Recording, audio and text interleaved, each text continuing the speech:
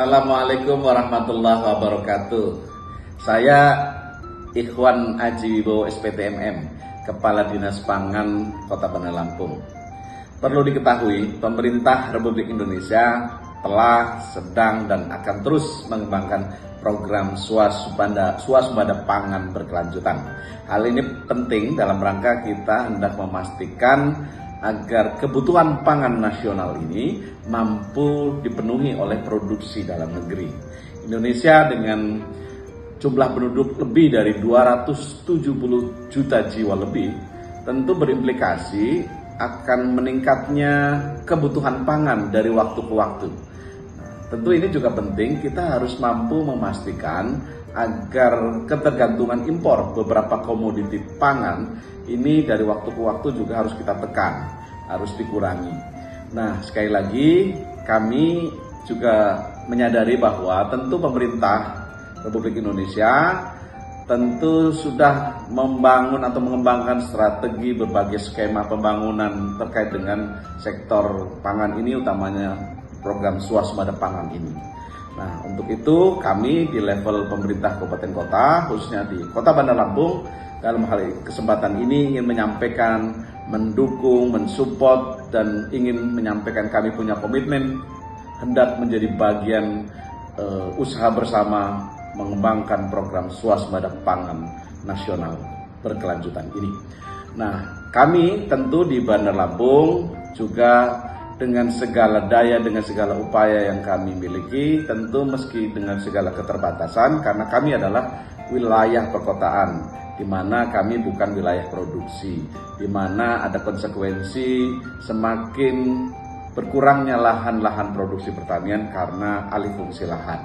Nah, tapi keterbatasan ini tidak membuat kami tidak punya cara. Keterbatasan ini tidak mengurangi semangat kami, tidak mengurangi upaya kami.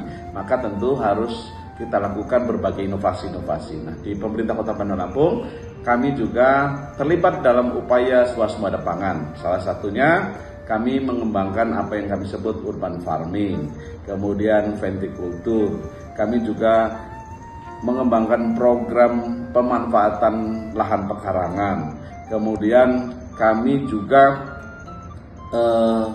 mengembangkan pengembangan pangan lokal, dan terus kami juga mengupaya menghentikan upaya pemborosan pangan di tingkat lapisan masyarakat melalui gerakan Stop Boros Pangan. Saya kira itu beberapa langkah kecil kami, tapi mudah-mudahan berimplikasi besar terhadap keterlibatan kami dalam program pengembangan swasembada pangan. Saya kira itu yang dapat kami sampaikan. Terima kasih. Wallahul muwaffiq ila aqwamit thoriq. Assalamualaikum warahmatullahi wabarakatuh.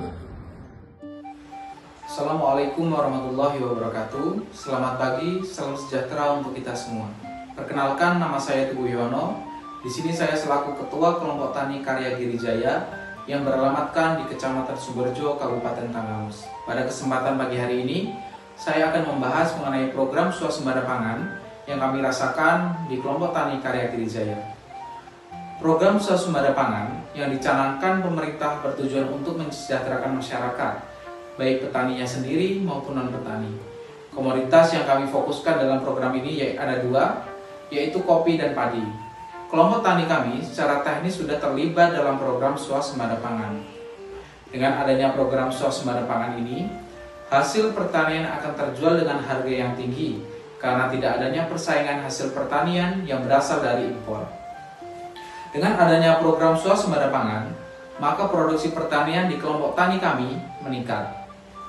Kami telah menerima bantuan dari pemerintah terkait swasembada pangan, antara lain yaitu pemberian benih, pupuk, alat traktor, pelatihan untuk peningkatan SDM, dan bantuan lainnya dalam rangka percepatan program swasembada pangan.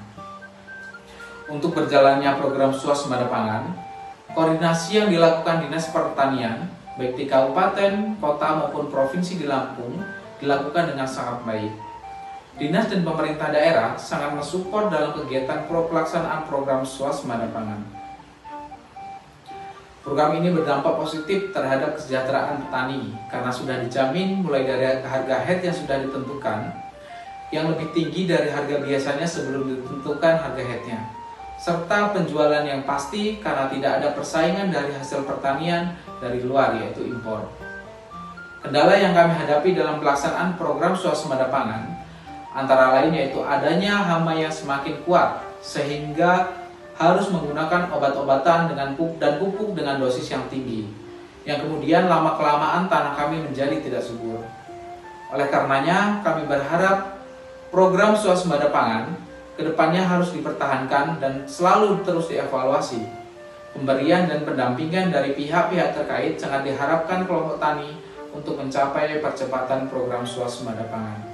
Jika swasembada pangan sudah tercapai, tingkat kesejahteraan masyarakat akan terjamin. Demikian yang dapat saya sampaikan. Terima kasih. Wassalamualaikum warahmatullahi wabarakatuh.